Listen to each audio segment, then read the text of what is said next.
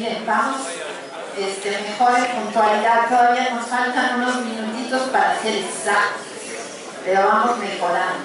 Entonces vamos a presentar brevísimamente al panel, que son conocidos y porque queremos que de ellos sea la palabra.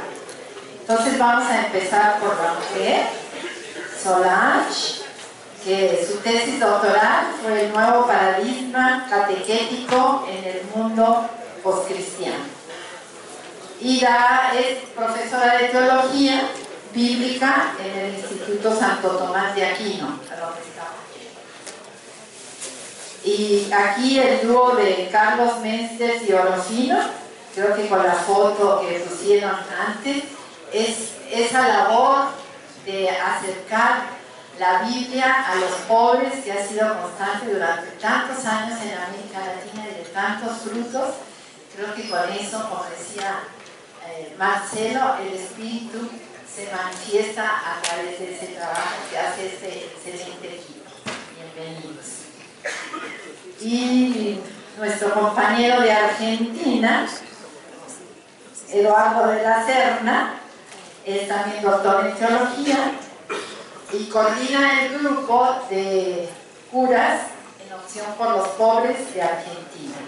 También es profesor de Biblia en varios institutos de Buenos Aires y es creo que es una voz crítica en la Iglesia argentina, siempre a favor de los pobres. Bienvenida, bienvenidos, la palabra es suya, cada uno tiene 25 minutos, porque es hora y media.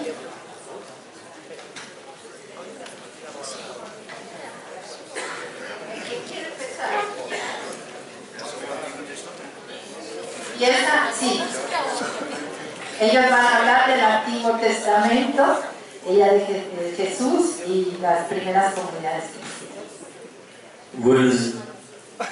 Buenos días para todos y para todas. El asunto es la experiencia del Espíritu en Israel. Israel, Jesús y las comunidades cristianas. Entonces yo empiezo con el Antiguo Testamento, Solange con Jesús y Sid con las comunidades. Y yo hablo, nosotros hablamos siempre, trabajamos juntos. Yo empiezo cuando es necesario por el fin completo. Y el título es Experiencia del Espíritu en Israel. Cuando dice experiencia, significa como el fenómeno del Espíritu en la vida, como yo experimento, como se apresenta. Entonces, lo que yo voy a hacer es dos cositas. Enumerar las maneras como el Espíritu se apresenta en el pueblo del Antiguo Testamento, desde el inicio hasta el fin, rápidamente. Y es una diversidad inmensa. Muchas maneras de apresentar la acción del Espíritu, un poquito como Marcelo Barros habló para nosotros ahora. Esta variedad existe también en el Antiguo Testamento. Y después, la segunda, analizar un poquito la palabra Ruach, que es la palabra hebraica para indicar el Espíritu.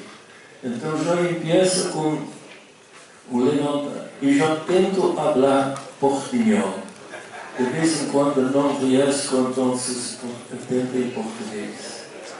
E o levantamento da variedade da ação do Espírito experimentada no Antigo Testamento. E no Pentateuco, e toda esta variedade ajuda a nós no discernimento da ação do Espírito hoje em nossa vida na América Latina.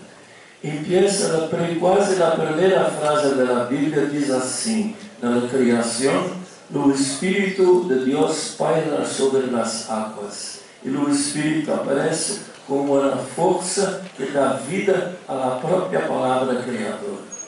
Depois, na criação do homem, diz assim: que Deus colocou em ele sopro de vida.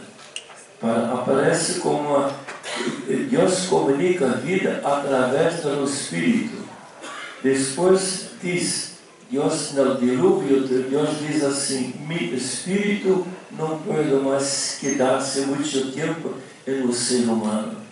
Então o Espírito que está em nós outros es el Espíritu de Dios. Después dice José del Egipto, decía que él tenía el Espíritu de Dios que trae sabiduría y discernimiento. Aquí el Espíritu aparece como fuente de sabiduría y de conocer. Y también aparece en el Antiguo Testamento que el Espíritu de ciúme, no sé cómo se dice en español. Celo. Dios coloca el espíritu de celo en el marido para desconfiar de su esposa. ¿Sabe? El Antiguo Testamento. Después, el espíritu de Moisés es dado a 72 otras personas con el objetivo de conducir el pueblo. El espíritu aquí aparece como fuerza de conducir el pueblo oriental. Después, y que pide que Dios, que todos puedan tener el espíritu. Moisés habló para Josué. Y también dice que Dios es el Dios de los espíritus. Y este espíritu es comunicado a través de la imposición de las manos. Es otra manera de hablar del espíritu. Y por fin, Balaam dice así: el espíritu vino sobre él y empezó a hablar. Entonces la acción del espíritu se manifiesta en oráculos. Esto es solo en el Pentateuco. Después en los libros históricos, sobre todo en el libro de los jueces, se dice jueces, habla mucho del espíritu. Como el pueblo pide a Dios cuando está opreso, y el espíritu irrompe en los jueces. Otoniel, Gedeón, Jefté y Samson. Se dice Samson. Samson desde niño tiene la acción del espíritu. Y el espíritu hace unas cosas muy extrañas. Hizo una combinación con la gente de Gaza, y cuando nos descubrieron el enigma que él había propuesto, el espíritu irrompe en Samson, mata 32 personas, saca la ropa y devuelve para los pobres de casa. Son maneras de hablar del espíritu un poquito diferentes de nosotros, pero la Biblia habla así. Y también el espíritu irrompe en Samson, pega una queixada de burro que ele encontrou e mata mais de 1000. A acção do espírito. Então é experimentado com muita diversidade. Depois, e o espírito também, Deus manda um espírito de discórdia a pessoa de Abimeleque. O espírito de Deus virá sobre ti, disse a Saúl, e entrarás em delírio. Marcelo também falou um pouquinho destas danças no espírito e diz que estas danças é um sinal de que o espírito está em você. E o espírito te fará ser uma outra pessoa de Saúl. Depois, Eliseu, quando Elias se despide, habla para Eliseu: pide o que tu queres. E Eliseu diz: eu quero a dupla porção de tu espírito. E com esta dupla porção, Eliseu faz 11 milagres no Antigo Testamento. Isto, e na época dos reis, de uma vez Deus mandou o espírito para enganar as pessoas. Depois, nos livros proféticos, já é um pouquinho diferente a ação do espírito. Estou falando dos fenômenos, o fenômeno de como o espírito aparece e é apresentado, não habla do que é o espírito. E os profetas, apesar de falar a partir do espírito, a ação do espírito não é muito mencionada por eles. Isaías habla da plenitude do espírito, dos 6 ou 7 dons. E enumera o que o Espírito produz: sabedoria, inteligência, conceito, fortaleza, conhecimento e temor de Yahvé. E diz que o servo de Deus está llena do Espírito. E nós vimos este texto esta manhã na leitura da liturgia.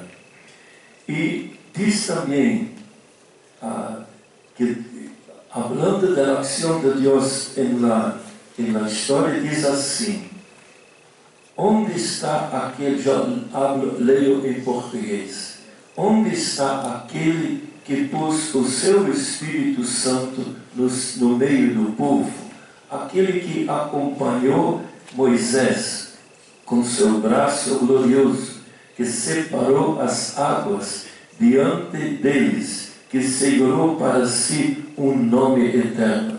Toda a história é vista como uma ação do Espírito. E o profeta Joel diz que espera que o Espírito seja dado sobre todas as pessoas. E sobretudo Ezequiel. Ezequiel é uma pessoa um pouquinho estranha, mas de qualquer maneira habla muito do Espírito. E diz assim que o Espírito tem rumo, está sempre em movimento, na visão inaugural.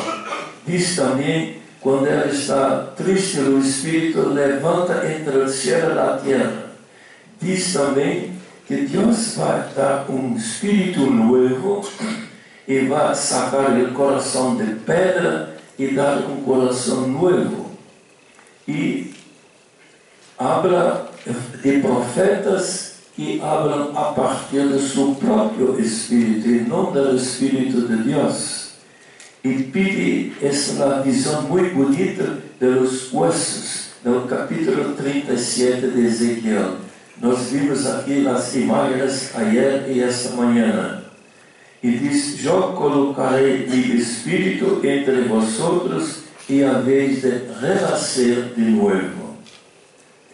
Isto em los livros sapienciales. Eu vou aqui ler texto do livro de sabedoria. É quase que, ao fim de uma longa história, apresenta quase que diria uma síntese do que entenderam da ação do Espírito na vida. Diz assim: em la sabedoria há Espírito inteligente, santo, único, múltiplo, sutil, modo, penetrante, imaculado, lúcido, invulnerável, amigo do bem, agudo, incoercível, benfazejo, amigo dos homens, firme, seguro, sereno, tudo podendo, tudo abrangendo, que penetra todos os espíritos inteligentes, puros, os mais sutis. A sabedoria, o Espírito,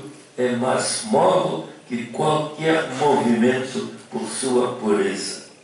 Esta é a maneira de falar do Espírito em los livros sapienciales, praticamente uns 50 anos antes do Novo Testamento.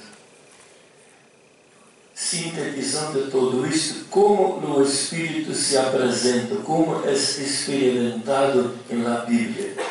Como, resumindo tudo, como energia e sopro criador que comunica a vida, como ímpeto que pode levar a fazer coisas extraordinárias, como sabedoria que ajuda a discernir, um livro de sabedoria, como capacidade de guiar e de conduzir o povo, como ministério distribuído através da imposição das manos, como luz repentina que comunica olhar, uma mirada penetrante e hace proferir oráculos divinos, como sabedoria que é o maior dom de Deus, vale mais que todo ouro e toda a prata, como força que hace a pessoa entrar em delírio, em dança, que transforma a pessoa. O Espírito também é fruto de oração e do clamor do povo, como surpresa que irrompe e hace a pessoa fazer coisas imprevisíveis, como transformação de pessoas, como dom mais precioso, como dom que viene de Deus e conduz para Deus, como resposta ao desejo mais profundo do ser humano, como dom universal, não é propriedade solo do povo de Deus, está o universo inteiro, como educador respeitoso, amigo dos homens, como reflexo límpido de Deus, e como mestre de obras na criação, e como espírito de discórdia que atrapalha a gente quando não se acha o bem, e como luz que entra nas pessoas e prepara os amigos de Deus. É um pouquinho assim aparece no Antigo Testamento uma variedade muito grande. Agora quero fazer uma breve reflexão sobre a palavra hebraica ruach, porque lá se encontra talvez como explicar essa variedade imensa de significados do Espírito através do Antigo Testamento. Na nossa língua temos a palavra Espírito, e o Espírito é do gênero masculino, ruach é do gênero feminino. Depois, quando já digo Espírito, já penso num ser pessoal, espiritual, inteligência, alma, distinto do corpo, da matéria. Em hebraico, quando habla ruach, não hace pensar em espírito da nossa maneira de pensar. Ruach tem dois significados básicos. Em primeiro é o vento, pneuma, em grego, espírito, vento. Ou pode ser também ar, brisa, tempestade.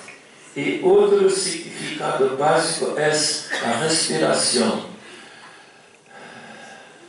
E vocês todos, nós estamos aqui respirando desde que entramos, não é verdade? E se uno não respira, muere. E uno não se dá conta que está respirando. Essa ação do Espírito é uma imagem para nos fazer entender a ação do Espírito. Então, ruach, propriamente dita, não se identifica nem com o vento, nem com a respiração, mas indica algo que está no vento e na respiração.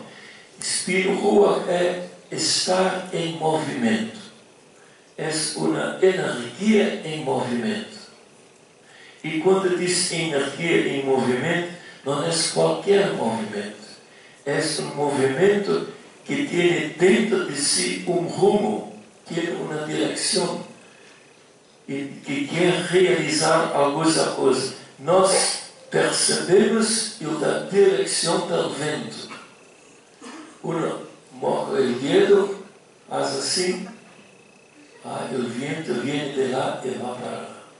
Se descobrir a direção do vento, para depois colocar a vela da barca para que possa empurrar o barquito nosso. É descobrir o rumo do vento. Então, percebemos a direção da ruach no movimento que ela produz. Por exemplo, vento do norte, vento do sul. E aí uma coisa, a energia, o espírito, ela não se move, mas não solamente se move, mas também coloca outras coisas em movimento. E o movimento é o espírito, nenhum é senhor, dueño do ruach, deste movimento. Nenhum consegue controlar.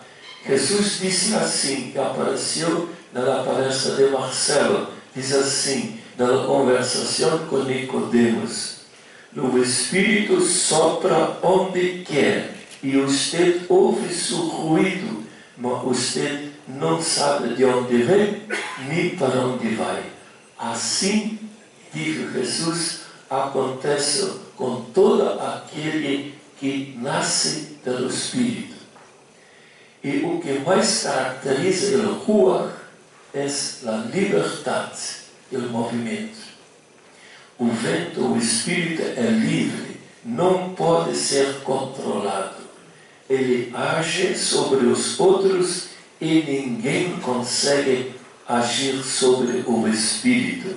Sua origem é mistério e seu destino é mistério. O barqueiro, o dueño del barco, deve sentir o rumo e depois colocar sua vida dentro da direção do espírito que descobriu em si. E o espírito Ruach é também uma energia que se manifesta na respiração, que Deus soprou e nós começamos a respirar. E é uma energia que aparece como um sopro de vida, uma energia de viver, força de ânimo e de resistência. Indica o mais íntimo, o mais profundo do ser humano. O seu espírito busca do seu coração em direção a Deus. E quando Marcela falava da ação do espírito nos movimentos e nas religiões, indistintamente, pensei muito nessa afirmação aqui da Bíblia. É a energia ou o movimento que a pessoa sente dentro de si como um impulso que a anima, inspira e empurra. É uma paixão, um furor, ira, coragem e resistência. E na hora de morir, entregamos a rua a Deus, como Jesus disse. E esse é o Ruach. E aí também ele termina com este, o Ruach de Deus, o Ruach do Espírito de Deus. E é um Espírito criador, uma energia em movimento, e como tal tem o seu rumo e seu destino, sua origem e seu destino. E se aparece na criação e na história. Marcela mostrou o Salmo 104 como manifestação pelo Espírito. Tudo o que acontece na criação é um reflexo da ação do Espírito. Também diz o Espírito de sabedoria de Deus enche o universo inteiro e governa todas as coisas. E como o Espírito se manifesta na história? E aqui basta ler a Bíblia. Quase todos os actos da história há a ação do Espírito de Deus presente. E na época do Éxodo, o Espírito irrompe e capacita Moisés para guiar. Moisés comunica o Espírito aos outros e depois comunica através da imposição das mãos. E este hecho de poder comunicar o Espírito através da imposição das mãos, isso nasce a tentação de controlar o Espírito. E quando se tenta controlar o Espírito através dessas ações, tudo desanda. E o resultado foi a desintegração do cautivério. E a frustração sentida por causa da monarquia e do desencanto do cautivério, isso nasceu o desejo de que apareça um novo Messias, líder do Espírito, que depois se vai aparecer em Jesus. Então, este contexto do Antigo Testamento é onde os cristianos buscaram as imagens para representar o que experimentaram a partir de Pentecostes na igreja e na pessoa de Jesus. É mais ou menos isto que conseguimos preparar. Tu tienes alguma coisa para completar? No tenemos más tiempo, pero 3 pontos eu creio são importantes. Acho melhor falar português para equilibrar um pouco também. Falando em espanhol, acho que é bom falar em português também alguma vez. Primeiro, o Espírito na criação tem como grande meta manter o equilíbrio. A palavra shalom em hebraico, traduzida por paz, paz é muito reduzido. Talvez fosse melhor também traduzir por harmonia, equilíbrio. A palavra céu em hebraico é shmai. Esh é fogo e mai é água. Portanto, o equilíbrio da rua é manter no mesmo espaço a harmonia entre polos antagônicos. Então, essa é a ação do Espírito. A segunda grande ação do Espírito se faz através da respiração. A observação deles em relação à natureza era que o Espírito de Deus mantém a criação na respiração traduzida nas diferentes estações. Quando Deus começa a inspirar, vem o outono. As folhas ficam amarelas, caem, as árvores vão perdendo as folhas. A morte vem vindo, e aí vem o inverno, e Deus vai inspirando, e aí morre tudo. Aí quando Deus expira, vem a primavera, é a Páscoa, é o sopro, tudo fica verde. A terceira grande coisa do Espírito é a resposta humana através da palavra. Deus vem a nós através da rua. Nós respondemos a Deus através do Nefesh. Nefesh é o sopro que passa pela nossa garganta. E produzimos esse sopro através da voz. Portanto, a voz humana, Nefesh, é a resposta do sopro ao sopro divino.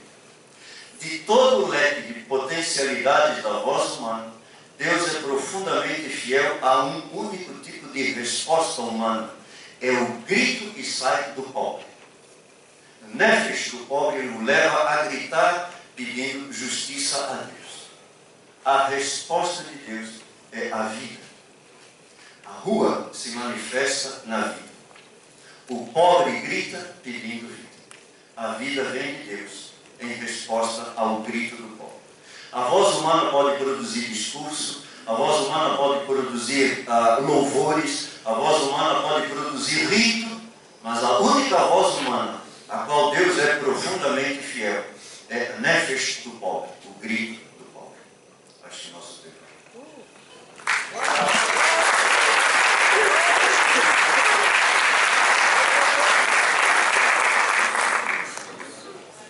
O Rodrigo falou que ele ia falar em português para equilibrar. Eu vou falar em português, porque eu só sei falar em português, viu, gente? Eu não adianta nem querer tentar falar em outra língua. E é um português mineiro ainda. Bom, quando eu fui convidada pelo Padre Godoy, em nome da equipe, para estar aqui, eu acho que eu estava em transe. O Espírito tinha me deixado em delírio e eu aceitei. Depois a ficha caiu. E minha irmã, que também é da academia, pegou o prospecto, lá o convite, e falou: conhece Codina, Gutierrez, Boff, Messer? Eu falei: minha filha, você já ouviu falar daquela música de Zeca Pagodinho? Você sabe o que é caviar? Nunca vi nem comi, eu só ouço falar. Eu falei: nunca vi na minha vida. Para mim, esse povo é só um nome que eu coloco nos meus textos. Nem sei se eles têm corpo. É um nome, uma ideia. Então, vocês imaginam como eu estou me sentindo aqui. Vocês me desculpem pelos vacilos, tá bom? Bom, mas eu aceitei por um propósito. Desde que eu fiz minha primeira experiência de fé, quando eu tinha 17, 18 anos, foi uma experiência por meio da Escritura. Foi uma experiência por meio da Bíblia. E eu a amei desde o começo, como nenhuma outra coisa, assim, como capaz de me revelar a Deus. E eu prometi a Ele que toda vez que me fosse dada a oportunidade, eu falaria dessa palavra, eu a testemunharia. Então eu aceitei com esse propósito, mas com muita humildade, sabendo que estou aqui por uma mera bondade da equipe, viu? Bom, Jesus e o Espírito, e os apóstolos e o Espírito. Tarefa minha de conversar um pouco com vocês. Eu vasculhei os evangelhos, e claro, Atos dos Apóstolos. Todos os evangelhos deixam muito claro que a ação de Jesus só começa depois de uma experiência do Espírito. Que a ação de Jesus só se dá depois que ele faz um mergulho no Espírito. Tem alunos que às vezes me dizem assim: professora, mas Jesus fez isso porque é Deus. Eu digo, não é o que dizem os evangelhos. Nos evangelhos ele fez porque estava pleno do Espírito. Ele foi mergulhado no Espírito. Nenhum dos 4 evangelhos coloca Jesus fazendo uma ação antes da manifestação do Espírito no batismo. E apesar do Evangelho de Marcos, o Evangelho de Mateus e o Evangelho de João não falarem tanto do Espírito quanto o Evangelho de Lucas, o de João fala bastante, todos eles, por curiosidade, começam com o Espírito e terminam com o Espírito.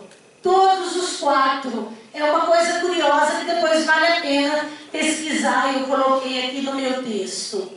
Ora, se todo o Evangelho está cercado por essa ação do Espírito, é porque tudo que Jesus fez pela força do Espírito, por força dessa manifestação divina que ele assumiu, que ele acolheu, que ele abraçou. Ora, no Evangelho de Lucas, que eu vou tomar aqui como ponto de referência, desde o começo, o anjo avisa para Maria: o Espírito te cobrirá com sua sombra. Desde o começo. Certamente, o evangelista não está dizendo muita coisa sobre Maria, porque não era intenção mariológica dele. Estava dizendo sobre Jesus. Ele é o Espírito personificado. Ele o Espírito age nele livremente. Ele mostra para nós como é viver no Espírito. E aí, quando Maria vai visitar Isabel, o menino salta do ventre da pobre esposa de Zacarias, porque a Maria que vai até ela está plena do Espírito. E Isabel vai ficar repleta. Então esse Espírito, ele é difusivo, ele passa, ele é comunicado. Aí vem o texto do batismo. O Espírito Santo desceu sobre Jesus em forma corpórea, como uma pomba. E Lucas fala que ele estava cheio do Espírito e no Espírito é levado para o deserto. Além de estar cheio do Espírito, é no Espírito que ele vai para o deserto. E vai para ser provado pelo diabo. Não vai para fazer peripécias, não vai para dar show, não vai para nada. Vai para enfrentar a vida, como todos nós enfrentamos. E aí ele vai deixar o diabo bastante humilhado, que ele faz chantagem, quer subornar Jesus, ele quer que Jesus use seus privilégios de filho de Deus, e Jesus não corresponde às expectativas dele, porque está pleno do Espírito de Deus, que é o Espírito que unifica e não do Espírito do diabo. Aí Jesus volta para Galileia, diz Lucas de novo, com a força do Espírito. E é lá que ele vai ler aquele texto de Isaías 61 na sinagoga. O texto de Isaías 61 é escolhido a dedo por Lucas. O Espírito do Senhor está sobre mim, pois ele me ungiu para anunciar a boa nova aos pobres. E de fato, para anunciar a boa nova aos pobres, só se for pela unção do Espírito. Para escolher os marginalizados, para a gente escolher aqueles que estão na periferia da vida, só se for por um dom de Deus realmente. Aí depois disso, Lucas diz então que Jesus vai começar a sua ação. Mas por incrível que pareça, não vem nenhum sinal, não vem nenhum prodígio, não vem nada. Nós que somos biblistas, acho que comungamos isso, gostamos muito de ler a perícope não isolada, mas dentro da moldura que ela está. E a moldura desse texto é muito curiosa, porque o texto anterior é Jesus enfrentando o diabo. E no texto posterior é Jesus enfrentando seus inimigos que querem precipitá-lo, como o diabo já quis também na perícope anterior. E aí tem aquela expressão bonita de Lucas: Jesus, porém, passando por meio deles, continuou o seu caminho. Eu acho que ao escrever essa frase, Lucas está dizendo para nós com toda clareza para que a gente faz a experiência do Espírito. É para seguir em frente no meio dos adversários, no meio dos atropelos da vida, no meio das provações e continuar o nosso caminho de seguimento sem nenhum receio, sem nenhum medo.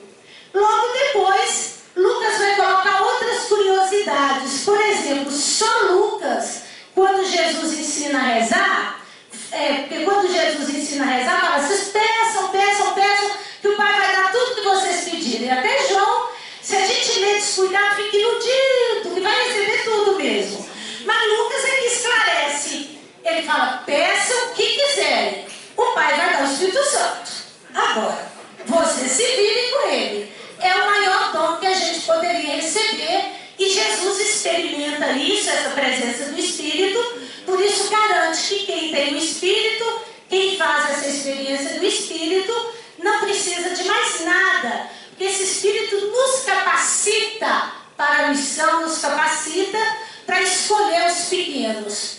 Ora, quando os apóstolos voltam da missão, Jesus exulta no Espírito, porque Deus escondeu dos sábios a sabedoria, dos grandes, e a revelou aos pequenos. E aí, isso é coisa de exultar mesmo, né, gente? Vamos falar a verdade. Que os pequenos saibam mais que os grandes, e que os grandes fiquem até com inveja dos pequenos, só pode ser coisa de Deus. E continuando, então, o Evangelho vai falar que no fim Jesus entrega ao Pai o seu Espírito, com aquela frase famosa de Lucas 23, 46, Pai, em tuas mãos entrego o meu Espírito. E antes dele partir, antes da ascensão, ele promete a força do alto para os discípulos. Nos Atos dos Apóstolos, a experiência dos seguidores de Jesus é a mesma de Jesus. Ninguém nos Atos dos Apóstolos faz nada a não ser depois da efusão do Espírito, a não ser pleno do Espírito. Lucas, como ele terminou o Evangelho, ele começa Atos, também com a ascensão e com a promessa. Vocês fiquem reunidos aí, porque eu vou mandar o poder do alto. Os discípulos, muito curiosos, perguntam, agora que o Senhor vai restaurar Israel? Ele fala, seus enxeridos, se não dá conta de vocês ficam quietos aí, vocês vão ser minhas testemunhas pela força do alto. Cabe a nós não saber os tempos e as horas, mas nos dispor ao serviço do reino. E aí vem aquele programa dos apóstolos, de ser testemunha em Jerusalém, na Samaria, na Judeia, até os confins da terra. Como teve o programa de Jesus lá em Lucas 4, né? E Lucas segue o mesmo esquema em Atos e no Evangelho. E é curioso que tudo que acontece nos Atos dos Apóstolos também é pela força do Espírito. O Espírito é o protagonista do livro. Tem os personagens importantes, como Pedro e Paulo, mas é o Espírito que decide quem vai para a missão, é o Espírito que deixa eles ir para um caminho ou para o outro, é o Espírito que manda Filipe se aproximar do eunuco, é o Espírito que interrompe Pedro na hora que ele está pregando bonito na casa de Cornélio, achando que está fazendo vantagem, e de repente o Espírito interrompe, batiza todo mundo, faz uma bagunça, e aí Pedro fica meio sem jeito, porque ele não está mais, segundo a instituição, seguindo a ordem das coisas. É o Espírito que está sempre dando o tom dos Atos dos Apóstolos. Por isso que Lucas faz questão de colocar sempre as efusões do Espírito. Não é só no dia de Pentecostes que o Espírito se derrama. Nós podemos elencar várias efusões do Espírito em Atos. A primeira em Atos 2, quando os apóstolos e todos que estão ali, todos os judeus de diáspora, prosélitos, para quem está sujeito a Torá, fica pleno do Espírito. Logo em seguida, em Atos 8, aí já ampliou um pouquinho, são samaritanos. Depois, um pouquinho mais à frente, em Atos 10, já são os gentis, mas os gentis piedosos ainda, como Cornélio e sua família. E mais à frente, os pagãos de Éfeso. Ou melhor, é como se fossem círculos concêntricos, o Espírito vai agindo até atingir os confins do mundo, atingir os pagãos, atingir todo mundo. E nem Paulo, que entra de gaiato aí, escapa, que também para Paulo tem uma efusão do Espírito pelas mãos de Ananias. Todo mundo que quiser servir, todo mundo que quiser anunciar a palavra, tem que fazer a experiência do Espírito. Ora, o que eu, como biblista, catequeta, o que eu leio disso? Me desculpe dar uma opinião depois da coleta dos dados. Vejam, primeira coisa que me parece, queridos, é que a infusão do Espírito, deixa eu respirar, a infusão do Espírito, estou desesperada para acabar com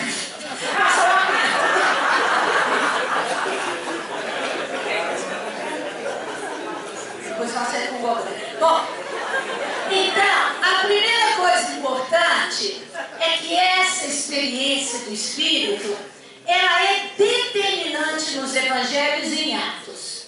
Ela é absolutamente necessária e não é possível pensar a vida dos apóstolos, nem a vida de Jesus, sem esse mergulho no Espírito, sem essa força para viver. Não é possível pensar a ação deles, o programa deles, a ação missionária, sem a força do Espírito.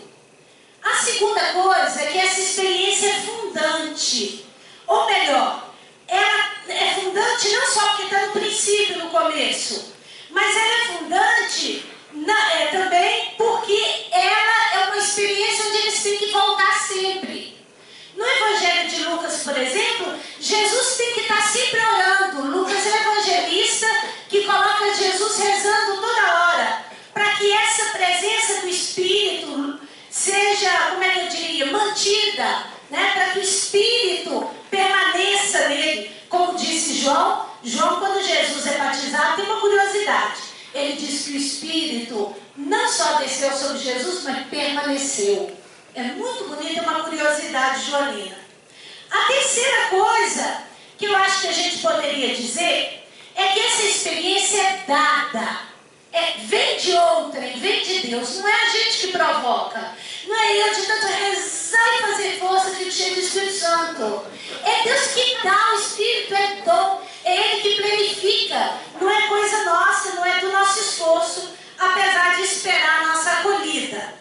Uma outra característica que me parece importante, especialmente para pastoral hoje, é que essa experiência ela é uma constante.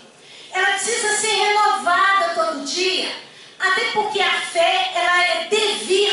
A fé não é uma resposta definitivamente dada. Nunca. A fé é sempre uma interpelação de Deus para cada dia, para a gente responder a Ele com a generosidade do coração.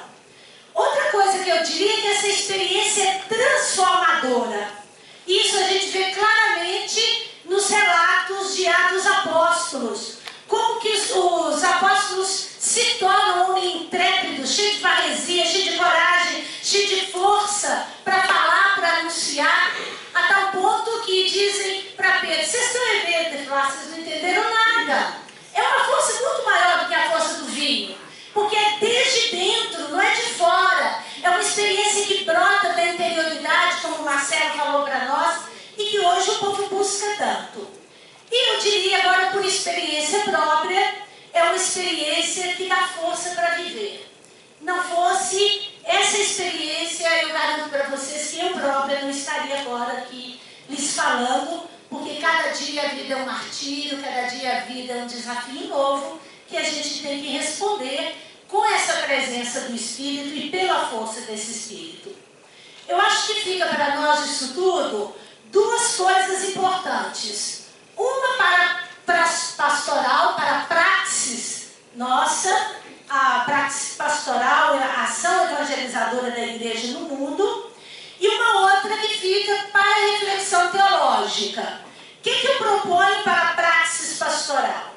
A primeira coisa é que eu acho que nós descuidamos um pouco, perdão, não estou criticando ninguém, tá? Estou fazendo uma avaliação muito sincera da vida pastoral, e eu só fiz teologia depois de 20 anos de pastoral e de anúncio da palavra e de estudar nas cartilhas do Frei Carlos Mestre, que elas é que serviram para mim de ABC.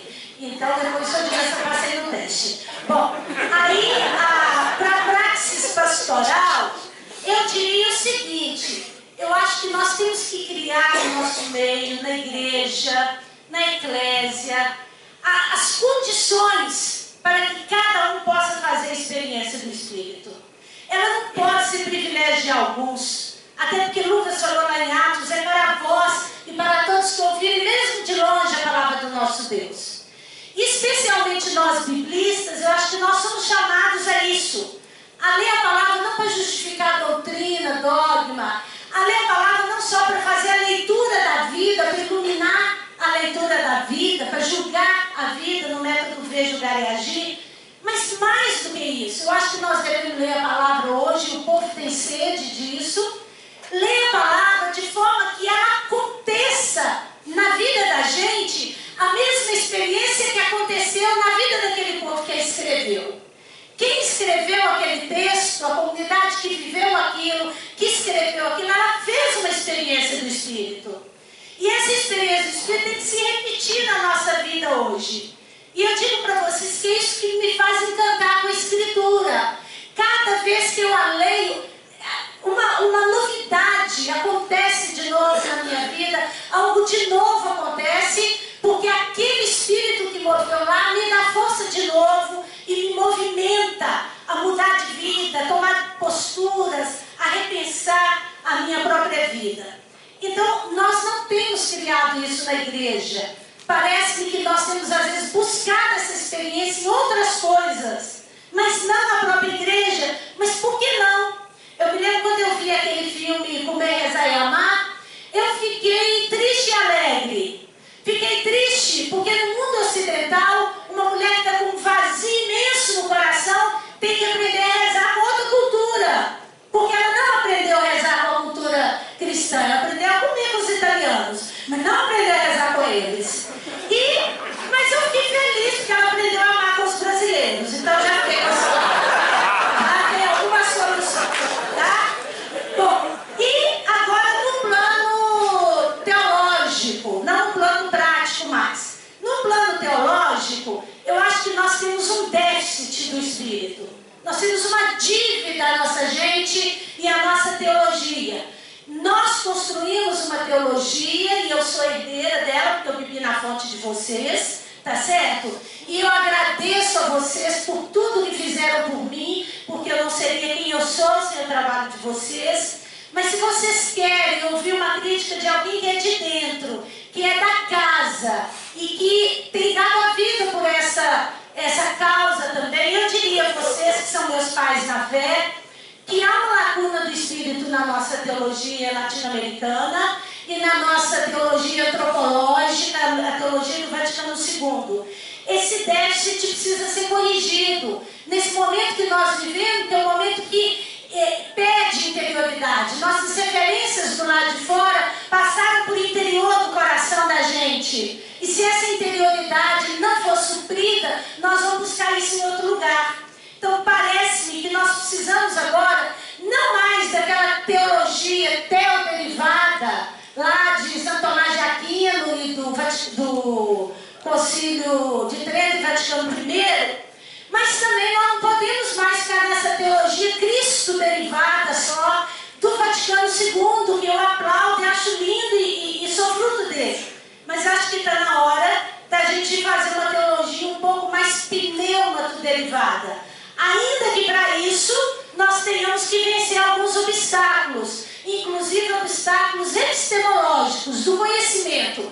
Porque parece que nós estamos tão felizes, e é bom mesmo que estejamos, com as conquistas que fizemos, que às vezes isso nos impede de fazer outras. Então, eu acho que é hora da gente oferecer ao nosso povo, à nossa gente, uma teologia mais pneumatológica e uma praxis teológica que oferece uma oportunidade de fazer de fato a experiência do Espírito por meio da Escritura. E acho que se a gente negar isso ao nosso povo, nós não estamos fazendo o que diz Atos dos Apóstolos. Quem sou eu para me opor à ação de Deus? Parece que esse é o movimento que o Espírito sopra na igreja hoje. Agradeço.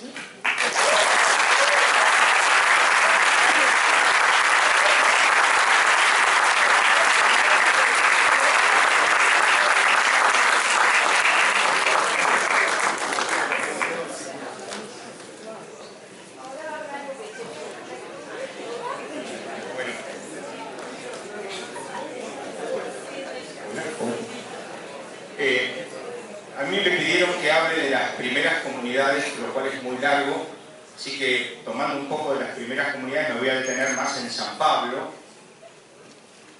Y teniendo en cuenta, para empezar, que si uno se pone a buscar material, cuando se pide hablar sobre el espíritu en Pablo, no es fácil porque hay muchos autores muy reconocidos en los estudios bíblicos que no hablan del espíritu en Pablo, teologías de Pablo que no aparece el tema del espíritu, o a veces le dan muy poco lugar. Y por otro lado tenemos otros autores que dicen que el espíritu es el centro de la teología paulina. Me remito a una frase de un biblista inglés, Tom Wright, que dice: no hay doctrina paulina de la justificación sin la doctrina paulina del espíritu. Y también Udo Schnelle, un biblista alemán, que dice que es el principio de conexión de todo el pensamiento teológico de Pablo: la cristología, la soteriología, la antropología, la ética y la escatología. Teniendo esto en cuenta es que voy a empezar. En principio suele afirmarse que en Israel, en los últimos tiempos, el espíritu se ha retirado, Dios se ha enojado con su pueblo, y Dios lo va a enviar recién al final en algún día determinado o indeterminado. Se espera que antes venga un profeta con el espíritu, un profeta como Moisés o un profeta como Elías, que va a anunciar la llegada de estos tiempos o del día de Yahvé. La resurrección de Jesús va a ser vista a la luz de Daniel 12:2 como la llegada de ese día anunciado por el profeta, pero con una novedad, y es que aunque ya ha llegado, todavía se espera una inminente venida, ese famoso ya, pero todavía no. Y entonces, con la pregunta por la identidad de Jesús con la que va a comenzar la cristología, está inseparablemente ligada a la respuesta por la escatología. Jesús es experimentado como el Hijo de Dios porque el Espíritu Santo se ha derramado.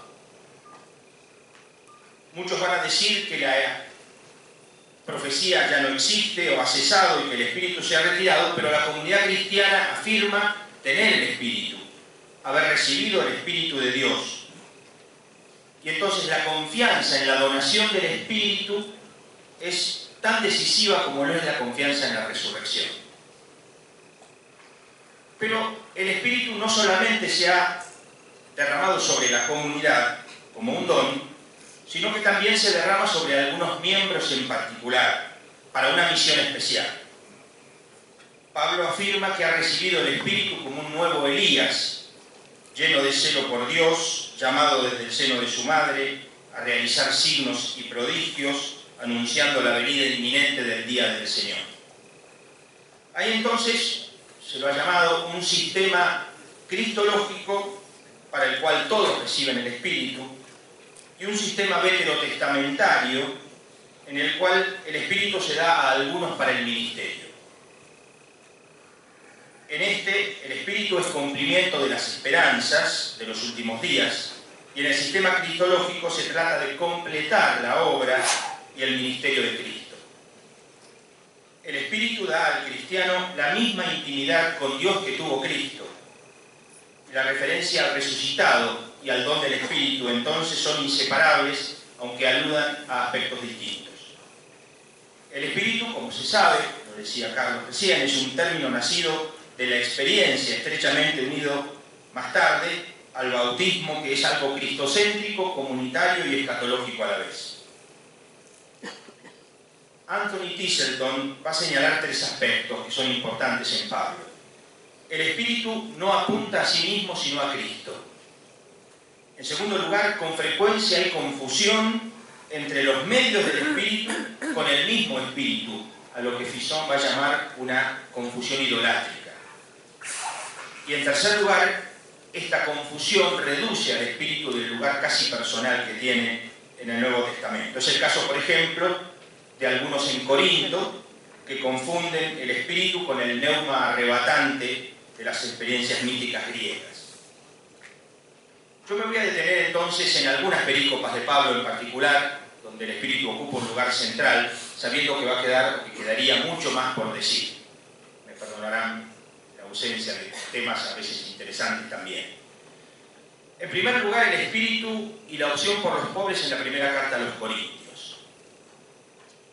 En 1 Corintios 2, 6 al 16, es interesante notar el uso de la primera persona del plural, que tiene la apariencia de un midrash comenzado y concluido por citas bíblicas, al estilo de lo que también hace Pablo en 1, 18 al 31. En ambas se contrasta la sabiduría humana con la sabiduría divina. Ambas finalizan con una unidad en la que Pablo habla de su propio ministerio. Ambas comienzan con la misma terminología. Y en esta, el leitmotiv está dado por la palabra hablamos, que se repite con frecuencia, que está dirigida a los teleios, a los perfectos. Se refiere a hablar, no a proclamar, con lo que se está preparando el hablar profético del capítulo 14. Lo hablado es la sabiduría de Dios.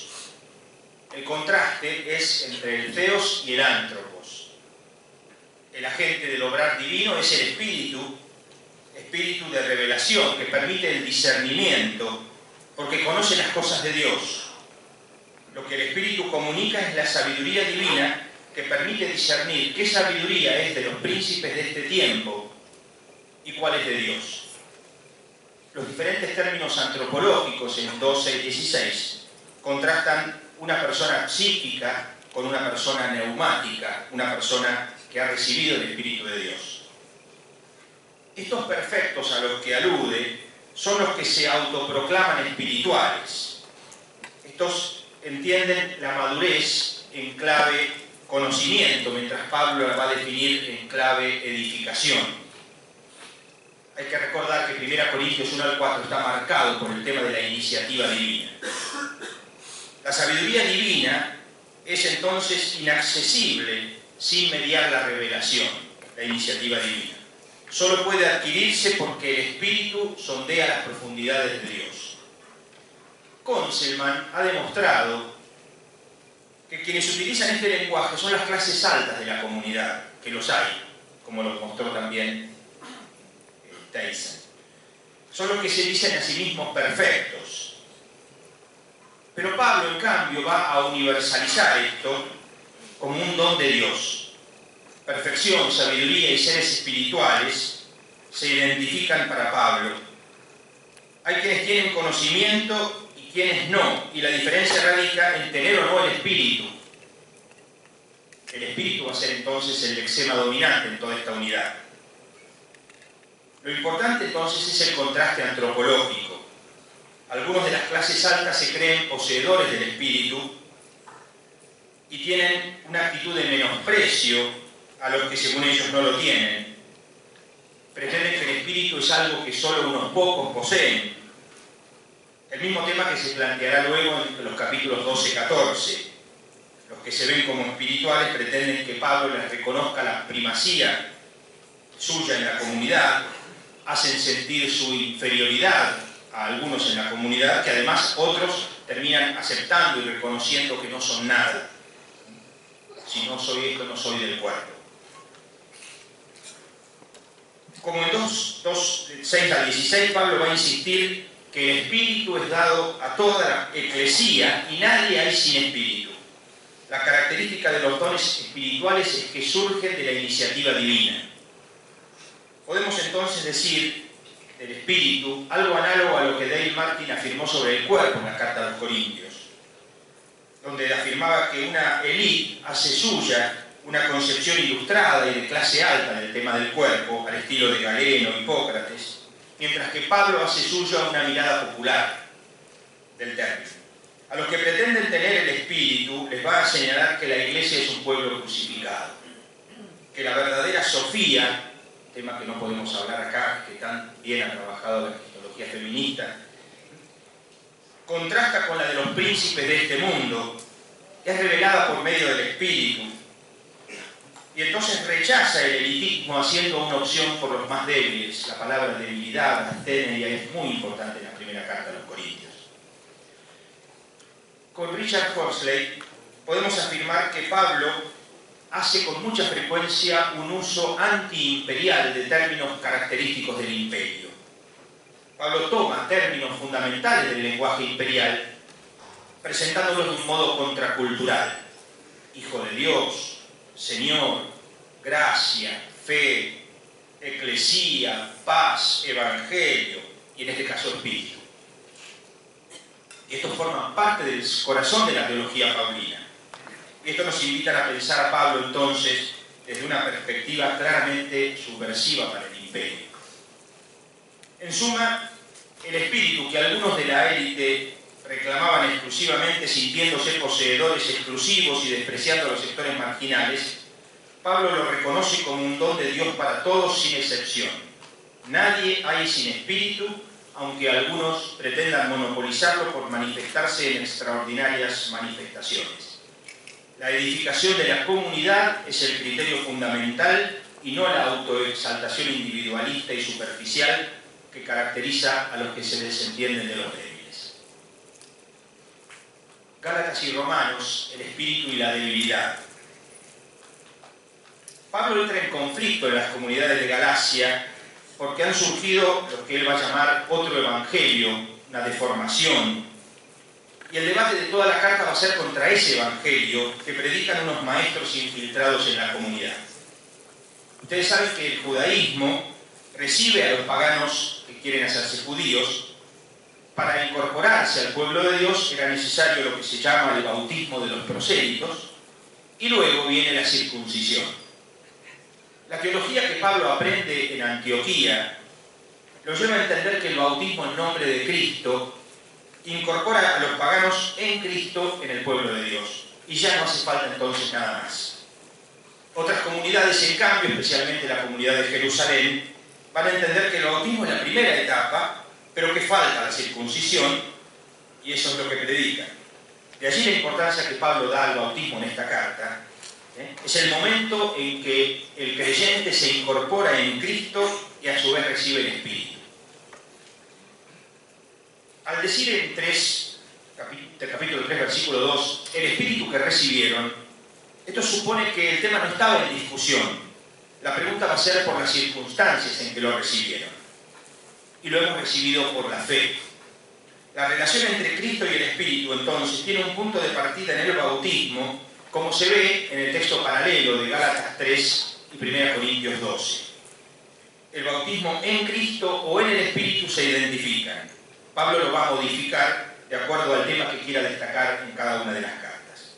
El bautismo nos une al Hijo, Cristo, y al Espíritu. Cristología y escatología se vuelven a integrar en un marco antropológico. La experiencia del Espíritu es la prueba de la falsedad en la predicación de los maestros. Hay contraste entre los elementos de este mundo que nos hacen esclavos y el rescate que provoca la adopción de hijos.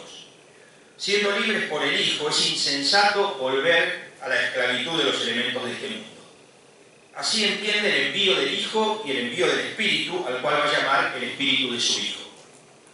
Este constituye la presencia continua de Dios y de su actividad en el mundo. No somos guiados por la ley, sino por el Espíritu, que nos pone en intimidad con Dios. Es notorio el contraste entre el caminar según el Espíritu o cumplir los deseos de la carne, contraste que marca el sentido escatológico de esta antropología paulina, algo reflejado en las obras de la carne y el fruto del Espíritu, para el cual no hay ley. Esto va a retomarlo en la carta a los Romanos. En esta carta a los Romanos termina la primera gran unidad, los capítulos 1 al 8, dedicado a mostrar los efectos de la gracia en los que creen. El creyente es libre, a diferencia de los que están sometidos por sus propias fuerzas o la ley. Es libre por la gracia que nos sumerge en Cristo. Hemos dejado atrás la debilidad, la carne, para dejarnos conducir por la fuerza de Dios, el Espíritu. Sin ese Espíritu recaeríamos en la incapacidad de vivir según Dios en Cristo. La carne es expresión de nuestra propia imposibilidad, mientras que el Espíritu es de Dios. Se trata de dos mundos contrapuestos. Los que en el bautismo han recibido el Espíritu de hijos ya no están en la carne, el Espíritu habita en ellos. Sin él, el que habita es el pecado. Nada bueno habita en mí. Luego de destacar que gracias a la unión con Cristo somos libres del pecado, de la muerte y de la ley, señala que esto ocurre por la donación escatológica del Espíritu. la vida de los cuerpos mortales recibirán de parte del que resucitó a Jesús, es dada por mediación de ese Espíritu que habita en nosotros. La paradoja la presentó en el capítulo 7, porque fuimos liberados del pecado, de la muerte y de la ley, pero no es eso lo que experimentamos. Ante la debilidad de la carne, la persona se encuentra sin salida. ¿Quién me librará? No hago el bien que quiero, sino el mal que no quiero. Es el pecado el que habita en mí. Y dice, lo que era imposible a la ley, reducida a la impotencia por la carne, Dios, habiendo enviado a su propio Hijo en una carne semejante a la del pecado y en orden al pecado, condenó el pecado en la carne, a fin de que la justicia de la ley se cumpliera en nosotros, que seguimos una conducta no según la carne, sino según el Espíritu. 8:3-4. El ser humano está dirigido a la muerte y encuentra abierto el camino a la vida, expresado como carne y espíritu. Estamos en el tiempo del espíritu, no de la carne. Pertenece a Cristo quien tiene el espíritu, que es dador de vida. Los creyentes no deben nada a la carne, sino al espíritu, y están frente a dos opciones, la vida y la muerte, según vivan, según la carne o según el espíritu. Y así va a comenzar la unidad sobre quienes se dejan guiar por el Espíritu de Dios. La unión bautismal con Cristo, el Hijo, hace a los creyentes ser también ellos adoptados como hijos. El contraste viene dado al destacar que no han recibido el espíritu de esclavos para volver al temor. Pablo había dicho que solo puede decir Jesús es Señor quien tiene el Espíritu de Dios. Ahora señala que la oración confiada que se dirige a Dios como Abba es un testimonio de la unión de nuestro espíritu con el Espíritu de Jesús, y que por lo tanto como Él somos verdaderamente hijos. En 26-27 va a retomar el tema del espíritu como fundamento de la vida cristiana. El espíritu se contrasta con la debilidad. Esta es propio de todo ser humano sin Cristo. Al recibirlo, recibe la fuerza de Dios. Con nuestras limitaciones ni siquiera sabemos cómo pedir. De allí que el Espíritu intercede por nosotros con gemidos, con gritos inexpresables de dolor y de opresión. El contraste entre debilidad, carne y espíritu no es algo que dependa de la decisión humana, sino que nace de la iniciativa divina y es recibido por quienes están en Cristo. El verbo sondear suele referirse a la voluntad de Dios. El que escruta los corazones conoce las aspiraciones íntimas del Espíritu. Conocer en este caso es tender hacia el Espíritu, por lo que su intercesión es según Dios y en favor de los santos. El Espíritu nos hace tender en sentido contrario a lo que nos separa de Dios. Nos hace tender a la vida. Viene en ayuda de nuestra debilidad, pudiendo pedir según Dios, y señala que Dios interviene en favor de los que le aman, de los llamados, como lo había hecho en Romanos 3:27 y 31, donde hablaba de la ley de la gracia. También en 8:2 va a hablar de la ley en un sentido positivo, la ley del Espíritu. Y así dice sobre esto Georgi: esta ley no es una exigencia, una norma o autoridad, es más bien un ambiente de lealtad y solidaridad, de fidelidad y confianza, de espíritu y de comunidad. Así, la ley se convierte en una entidad profética, una expresión de poder creativa e imaginación. Establece que ni el pasado ni el presente atan o limitan el futuro. Abre el futuro y es un mensaje de libertad. Podríamos terminar esta parte diciendo, como dice Cruz, que para Pablo la posición del espíritu es el sine qua non de la existencia cristiana. Y para redondear, para Pablo la predicación suya fue una manifestación de espíritu y de poder. La cruz es debilidad en la que actúa el poder de Dios, como también ocurre en la predicación. Cuando soy débil, soy fuerte. En la cruz se ve el obrar de Dios, lo que reveló por el Espíritu, insensatez para quien no sabe del Espíritu. Se contrastan así dos modos de vida, según la carne por un lado y según el Espíritu por el otro. Lo que cuenta es sobre qué se edifica la vida. Lo carnal es el propio esfuerzo, que está cerca de la idolatría. Quienes se creen fuertes ponen su confianza en la carne y desde su creerse intachables juzgan a los demás. Solo está abierta a Dios quien se sabe necesitado de Él. Por el contrario, espíritu es el obrar de Dios en la vida del ser humano. El contraste es entre obras de la carne, lo que hacemos, y el fruto del obrar del espíritu. Tan importante es la irrupción del espíritu que la compara con la liberación del esclavo. Donde está el espíritu está la libertad. Dios está presente en medio nuestro como Abba. El espíritu nos permite dejarlo actuar en nosotros. Esto hace al ser humano moverse en otro ambiente, en Cristo en el espíritu y Cristo en nosotros, el espíritu en nosotros, son paralelos. El espíritu viene a nosotros como el espíritu de la promesa, que mira hacia el futuro de Dios. Esto lleva a abrirnos hacia los demás por la acción del espíritu. Siendo que los fenómenos extáticos también se daban fuera de la comunidad eclesial, el primer criterio de evaluación para Pablo es la confesión de fe: Jesús es Señor. El siguiente es el provecho común. Si no se llega a la comunión como un todo, no está allí el Espíritu de Dios. El criterio principal no es el espíritu descontrolado, sino el amor que edifica. La resurrección aún no ha ocurrido, vivimos en este cuerpo, pero existe un cuerpo espiritual que poseeremos. Este espíritu, dador de vida, ha irrumpido en nuestra vida de algún modo, se hace visible, es el espíritu de adopción. La resurrección revela que Dios interactúa con el mundo y el espíritu es la experiencia más notoria de esta interacción. La obra del espíritu es transformar a los cristianos a semejanza de Cristo. Así, el espíritu es espíritu de Cristo. Para concluir, quisiera citar un texto de Santiago Guijarro en su discurso de apertura en la Universidad de Navarra en el ciclo 2015-2016, fresquito, donde dijo: la convicción del espíritu, de que el espíritu tenía un papel clave en el reconocimiento de Jesús como Señor, fue ayudando a los primeros cristianos a descubrir que formaban parte de la nueva imagen de Dios que se estaba revelando. Esta intuición se hizo más explícita en algunos que percibieron una relación particular entre Jesús y el Espíritu. En algunos pasajes, el Espíritu se vincula especialmente a Jesús, de modo que ya no se habla del Espíritu de Dios, sino del Espíritu de Jesús. Esta forma de definir al Espíritu revela una nueva visión con dos acentos. Por un lado, vincular el Espíritu a Jesús supone que asume un papel propio de Dios. Por otro, al establecer esta relación, el Espíritu queda definido con los rasgos de Jesús, permitiendo así discernir qué experiencias espirituales son propiamente cristianas.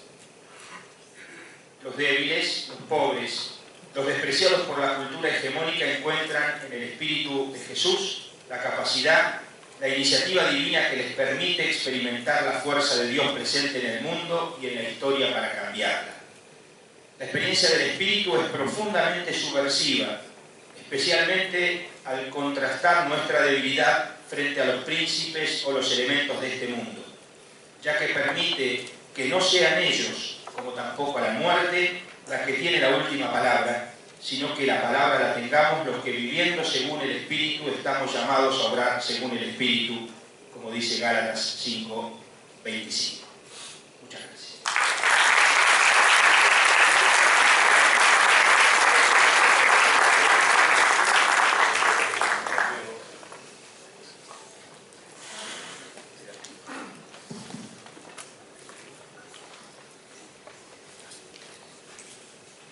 Bueno, felicitamos a nuestros biblistas por el contenido riquísimo que nos han dado, pero también porque administraron el tiempo, que hasta nos quedaron 10 minutos. Bueno, puede hablar un minuto. Sí. Los biblistas quieren hacer una crítica fraterna a la dinámica del Congreso. La Dei Verbo habla que la Biblia es la fuente primera de la revelación. Y era la Biblia hora y media con 3 ponencias largas. Segundo, es imposible hablar de la Biblia sin una reacción de la gente. Sería necesario hacer espacios para la gente dialogar con ellos. Por eso, la sugerencia para los próximos encuentros es: más espacios para la Biblia y posibilidades.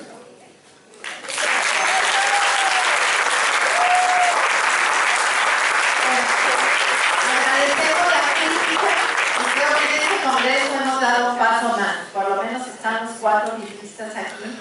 La Biblia ha tenido un lugar fundamental en la liturgia, no es defensa, creo que tiene razón y lo vamos a seguir tomando en cuenta. Mientras tenemos algunas orientaciones, no se vayan, y puede haber algunas 2, 3 preguntas, porque tenemos un poquito de tiempo. Entonces vayan formulando sus preguntas para que no se quede ese vacío. Y mientras las formulan, voy a dar algunas orientaciones para la tarde.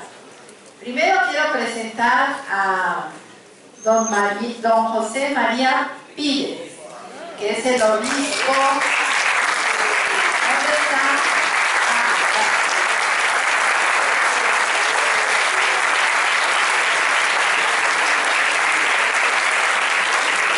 Es padre conciliar y nos acompaña. Gracias. Y para la tarde, recordar que tenemos nuestros talleres y que vamos a seguir en los mismos talleres que iniciamos ayer para hacer un proceso los 3 días. Es muy corto el tiempo que tenemos en el taller, entonces para poder hacer el proceso permanecemos en el taller que elegimos, que es a las 2 de la tarde.